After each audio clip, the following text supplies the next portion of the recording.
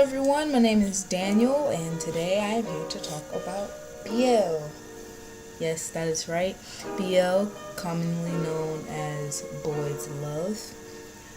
I'm starting this podcast because I have a lot to say on the subject and really no one to talk to it about.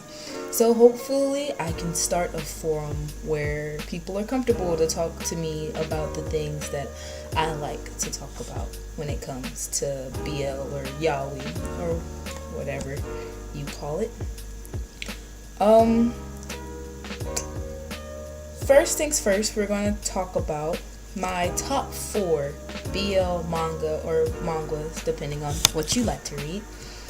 And I don't know, I only have 4 because it's hard to find a story that is really good, that kind of has all the that meets all the standards of what I think makes a good BL. And speaking of which, what makes a good story, especially for a boys love manga? I would have to say good writing for the story. Like the plot has to be interesting, of course. And even if the plot is interesting, the art style has to be pleasing to the eye, or I cannot continue to read it because it's just bad art, in my opinion. Not saying that any artist is bad at what they do, but sometimes some art is not aesthetically pleasing. Also, character interaction. So I read a few stories where the plot was really bad, or there was a lot of plot holes, or it was too quick paced, but the character interaction really made it for me. It's what made it better. And then last but not least, character development. Obviously, if you have a naive character in the beginning and then they kind of grow up, that's what I'm here for. It makes me feel like I've grown with that character, or I watch that character grow, and it really pulls out some emotions. So yeah, let's get into it. BL number 4. Number 4 and number 3 were hard to decide because they were both really good. So technically they were tied, but since I had read this one the latest, it's going to be number 4. And number 4 is Wolf in the House by, excuse me if I mispronounce the name, if you know it, please correct me, Park Jiyeon. And I really like this story. It's about a dude who gets into a pretty bad breakup, and you know how sad stuff happens. Okay, sad stuff. You know how, like, when you have something dramatic happen to you in your life, or something bad happens and now you feel lonely, you go out and you go get a dog or some type of pet. And that's what Min Suk did. He went to go and get a dog. Come to find out, his dog is a Siberian werewolf who takes the form of human during the night. And it's a really good story. The story is continuing on, but I have to say it's really nice. And this is like the second work from this creator that I enjoy. The reason why it's number 4 is because that the story is a bit fast paced compared to the first story that this creator made called Momentum. Other than that, it's pretty good. I'd have to say that it's a break from the angst and the seriousness from the previous story that I've read by this creator. And I would have to say my biggest and pretty much only problem so far is that you don't feel the hurt that Min Suk feels when he's talking about his ex-boyfriend. And spoiler alert, there's one part in the story where his boyfriend tries to get Min Suk, his ex-boyfriend, tries to get Min Suk to move with him to the States. And of course it was serious, of course it was dramatic, and you could feel, the pain that Baeksan, his dog, was feeling, but since I didn't really know who the ex-boyfriend was to begin with, and I did not know how he interacted with Min Suk, I really didn't feel anything for that, for their breakup, for them getting back together. I didn't feel anything. Maybe it was the creator's intention for that, but I felt as if the situation of Minsuk going back to the States or moving to the States with his ex-boyfriend, that whole arc could have been so much more heartfelt and serious if I had known what their relationship was like before their breakup. The art style, oh my goodness, how I love this creator's art style. Their art style is simplistic. Their color theory is amazing. They really know how to make colors pop when it's just flat colors. A lot of the time, not everything looks super flat. Of course, they use detail and shading and whatnot, but usually it's pretty simple and it's really beautiful. And oh my goodness, the way that they convey the eyes. Oh, how I love the way that they draw eyes. It's really beautiful and simple. The anatomy, the eyes, that's really what gets to me. The anatomy and the eyes and the hair and the lips. It really makes good for the sex scenes because everything isn't super exaggerated. You don't have these men who are super bulky and buff, and if that's your thing, if you're into borrows, that's you know. But for me personally, I like things to be simplistic, to look beautiful, to be pleasing to be pleasing to the eyes. I think that Park Ji-yeon did a really good job in doing that because the anatomy as well, their eyes are very piercing, the hair is simple, and oh goodness, the lips are great. When it comes to character interaction, Minsuk and Baeksan, however you say it. I say Baeksan, or sometimes I say Baeksan, but usually Baeksan because it's Korean. The character interaction between Minsuk and Baeksan are cute, but it's not my favorite. I'd have to say my favorite, another spoiler alert, is between Diesel and Baeksan because at first they're at each other's throats, but that's only because they don't know each other, and being dogs, you have to stay alert. And you know, eventually they become the best of friends because they finally realize that they're not alone. They realize that there are other werewolves in the world besides themselves, and become really close friends. Like the type of friendship where one comes up with a stupid idea and then the other's just like, sure, we got nothing better to do. So there's that. And then character development. I'd have to say the best character development so far, because the story is still ongoing, is Minsuk, because Minsuk is a yes man. He says yes to anything. He lets people push him over. I mean, of course, he can defend himself when it really comes down to it. But when it comes to people that he quote unquote love or care about, he just can't seem to like defend for himself. He usually is quiet and just let things happen. But after meeting Baeksan and being Baeksan for a while, he had, learned to take up for himself, defend himself. He now knows what it feels like to go for what he wants, and I'm proud of him for that. So yeah, that is story number 4, Wolf in the House by Park Ji-yeon. Number 3 would be Sign by Kerr, or Kerr. I really don't know how you'd say it. Sign and Wolf in the House tied, as I've said before. But since I read Wolf in the House after I read Sign, that was number 4. Sign is number 3 because of multiple reasons, not just story and the plot. Personally, I've always wanted to learn sign language, even though it's American sign language, and in the story I would assume they use a Korean sign language. But I personally always wanted to learn sign language, and sometimes I study on my own, so that's how it originally grabbed my attention. Story-wise, it's not super plain, but it's really dramatic. Like, it's over dramatic, but I guess since the story has to progress, then you're gonna get like overly dramatic. I like it, and it's, oh gosh, I like it. My only problem with the story or the plot itself is the younger brother. Excuse me, I cannot remember names all that well, probably because I couldn't pronounce them, so in my head I was saying something way wrong. The story is about a guy, and I'm gonna call him Sangwoo because I can't remember his name, so I'm gonna call him Sangwoo. And Sangwoo needs a job, and he ends up landing one at a cafe who is ran by a deaf person. And this deaf person has a really nice voice that kind of arouses Sangwoo, and you know, they eventually become sex partners.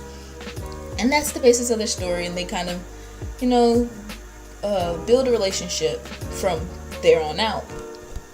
And it's really slice of lifey. When you first start to read it, it's really slice of lifey, but I'd have to say it gets really dramatic, or a little too dramatic in my opinion, when they start to talk about why Gohan, the boss, is deaf. Cause it starts off like there's a lot of foreshadowing, and you think that like it's this really big accident, but really, spoiler alert, he was just hit in the head with a pot, like a planting pot. So that I think that was my only issue. All that foreshadowing and all the drama based off of the younger brother of his friend, whose name that slips my mind. His Gohan's friend, is it Johan or Gohan? His name is Johan. Johan's friend has a twin brother, not a twin brother, a little brother, and he's just hell basically, and he's the reason that Johan is deaf. And I just thought that was a little too dramatic for me. That wasn't really what I was there for. I wasn't really here for the plot of the story, I guess. The art style is really cute, I'd have to say, especially when they're signing.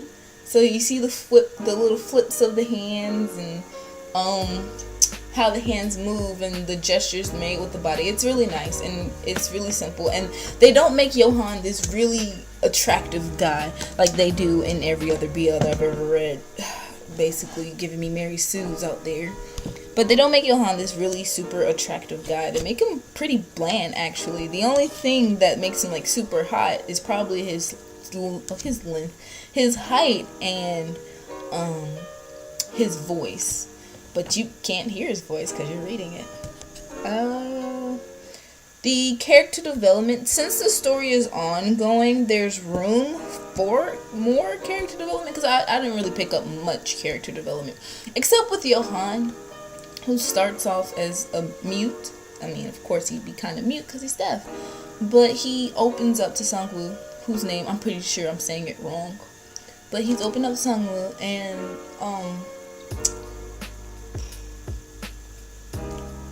he's just, he's opened up and he's doing better, which I appreciate in the long run. He isn't that really quiet of a guy, you've noticed. So there's that for the character development. When it comes to character interaction, I was saying his name wrong. So when it comes to character interaction, Johan and Suhwa are really cute. They are super adorable. Like, Suhwa is very oblivious and naive to certain things, and Johan's just trying to protect him from this evil little brother of his friend. And I think that is the cutest thing. How Suhwa is this small little cat, and Johan's like this bear type guy. And Suhwa is just like, he will fight whoever he has to. Even though he's like a really scary cat, but he can buck up when he needs to. So the character interaction with the main characters are really, really cute, and that's what did it for me. That's what really kept me reading this story. Number 2 is Loverboy by Zek. And Loverboy was amazing. Like, if I hadn't have read number 1, then Loverboy would have been number 1 for me. Loverboy,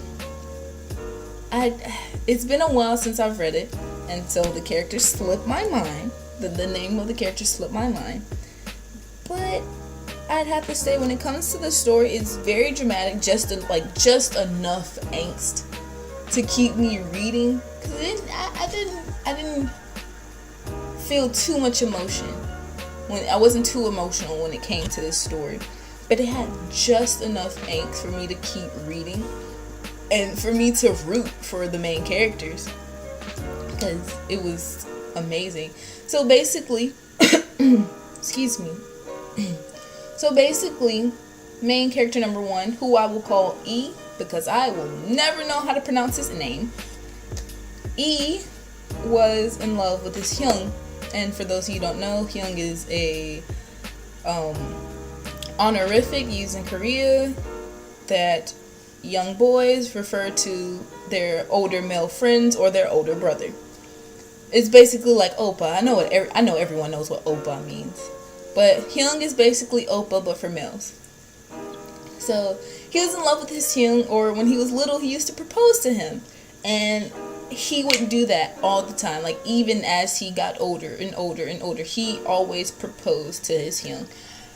And his Hyung, after a while, didn't find it cute anymore. He didn't want to be with E. That, I can't call him that. That's a meme. But he didn't want to be with E, which is unfortunate because E was very persistent and determined to be with him. It's a really cute story, and there's a lot of angst because his Hyung has trust issues, and they basically stem from himself. But I guess let's get into character development. Let me go on with the plot. But that's basically the plot. E is a young boy who always proposes to his Hyung, and his Hyung rejects him all the time, even when they're older. So yeah, it was very angsty. Well, not very angsty, not very, but it was enough angst to keep you reading and kind of happy that it ended where it did. When it comes to art style, this art style is different from Wolf in the House and Sign. I'd have to say this is a more cutesy art style. It's not super exaggerated, which, of course, as I've explained before, that I enjoy. But it's cute. That's all I really have to say on it. It's hard to explain. The big round eyes and the fluffy hair. And it's in black and white. Most mangas that I read, the Korean mangas, they're usually in color, but this one is in black and white. Some of the panels are in color, some of the pages are in color, like every once in a blue moon, but it's typically black and white, which I enjoyed as well. When it comes to character development, I have the name written right here, and I still do not know how to pronounce it. So we're just going to continue calling him E. E grows up. He grows up. There's one point in the story, spoiler alert, where E finally goes off into the military. Because, if you read Korean manga, there's usually the trope where, gotta go to the military for 2 years. Because that's a thing that they do over in Korea. So he finally goes off into the military. Because at first that was really fast. At first, he didn't want to go into the military because he wanted to stay with his Hyung, but after he had realized that, his Hyung really did not love him the way that he thought that he did, he had to grow up. He had to get over the feeling that he was having. So he left for, 2 years, and he came back. And you get to see him all grown up, and he's really good looking and super attractive. He has that aura around him, oh, goodness, hot. And his Hyung, Jay. We're calling him Jay. His Hyung gets over that fear of not deserving love, because that was the main issue that he had. He felt that he didn't deserve love, especially after his divorce with his wife. He felt like he was selfish and he didn't deserve the love, especially from E, because it was so overwhelming. And he gotten over that, and he also grew up in not just a physical way, in a very mental way as well. He grew up and got over that fear and gave Eve the chance that he deserved, But when it comes to character interaction, there was nothing too special about the interaction of these two characters for me, unfortunately. The story itself was nice, and their development is what kind of got me hooked. Also, sex scenes were great, but that's unimportant. Yeah. It was really nice, but the character interaction, I was just glad that they had finally overcome like certain hurdles. So it wasn't really interaction for me, it was more the development, which made the story pretty good. But that was, I had to say, that was like the second best story I've ever read, and I'm glad that I've read it in its entirety. Too bad it doesn't have like a side story or anything, but I'm actually really, really happy the way that it ended. Everybody got something that they had deserved. And last but certainly not least, number 1, Momentum by Park Jiyeon. I may be saying their name wrong, but it is a great story. You see, I had to make this one number 1 and had to go over it last because I will go on a rant about this. Unfortunately, I must keep this short, so we're going to stick with the structure that I've planned out for it. This manga has an advantage because it is a very it has a variety of stories. I think there's 7 stories in total. My favorite being the last 3, I think. I could be wrong. But it has about 7 stories in total. And I also like the way that they entwine with each other. Because, I put it this way. There's 3 worlds in this story. Really 2. There's 2 worlds, quote unquote, in this story. I put in the category of the acting world and then the racing world. And then there's another story where one character flows in between those worlds. The first world has the characters of the director and his boyfriend, whose name I cannot remember because I really didn't enjoy that story too much. You have Lois, I don't know how you pronounce it, and Eric, which is the acting world. And in the racing world, you have Diego, Misha, Gain, or Gyan. I don't know how you pronounce it. I'm so sorry. You have Kahlo. You have Esteban, Oscar, and Eduardo. Those are the 2 worlds. And the person that entwine in both of these worlds, because they know everyone in each of these worlds, is Edo. But I'm going off track here. The story is really good. It starts off super happy, like really happy. It makes you feel summertime love. And it ends off really angsty. At least the main stories do. I'm happy that this creator had decided to continue on this story. So you're kind of getting a slice of life feel now, thank goodness. But when it comes to like the main 7 stories, it ends off super angsty, and yeah, I was sitting in my bed crying, listening to Slow Dancing in the Dark by Joji because the song had fit where I was reading at the time. The art style, as I've said before, this is the same creator as Wolf in the House, so typically the same exact art style, and it's really beautiful. Like I said before, it really helps the sexy scenes because it is breathtaking. It is absolutely theatrical, and I am here for drama. Character development. I'd have to say my favorite character development is with Diego and Kahlo, and then Misha.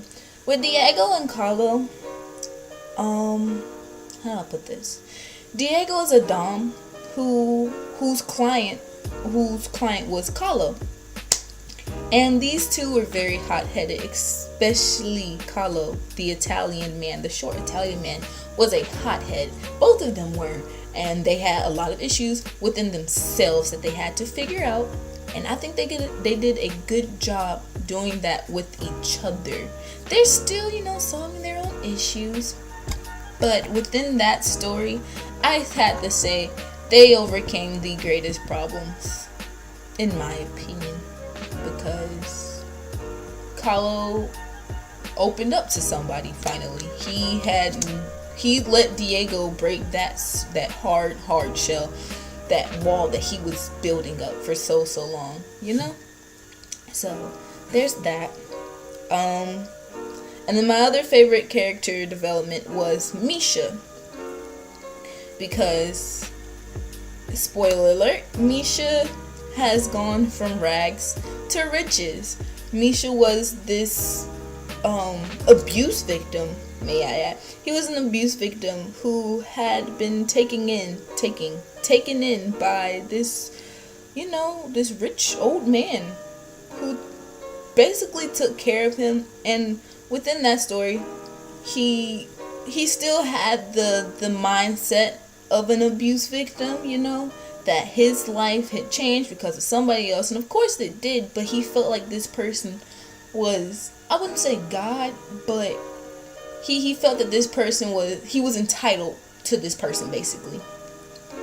And Misha had grown up into a very fine young man, I'd have to say, from where he came from and what had happened in his life, the hardships that he had dealt with in life. And I just really love Misha.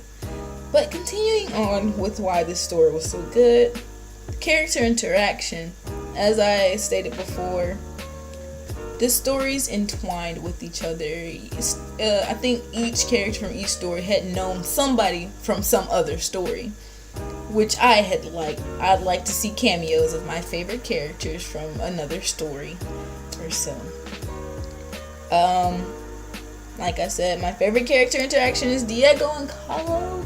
They are so great. They're the cutest relationship I've seen. Oh my goodness. When Kahlo puts a ring on Diego's finger, Diego is just so happy. It's only a promise ring, by the way. So, yeah. But, Diego was so happy, and they're so cute with each other, and they talk with each other, and they understand each other like no one else could, and I really enjoy it. And then I also like the character interaction with Lewis. I usually say Lewis. With Lewis and Eric. They were the characters from the first story, and their story reminded me of Call Me by Your Name. For any of you who've seen that movie or know of that movie, their story had reminded me of Calling Me by Your Name, because it was literally what summertime love felt like. The only thing, though, it wasn't sad for me. Eric and Lewis, they had ended up together and they're happy. At first there was some bumpy roads because of miscommunication and fear of commitment, but other than that, they overcame it and they were really happy, and it was really sweet, and it was just everything for me. I really love Lois so much. That's about it for Momentum, because if I continue to speak about Momentum, we're gonna be here for another hour. So that's gonna be for a whole nother podcast. But yeah.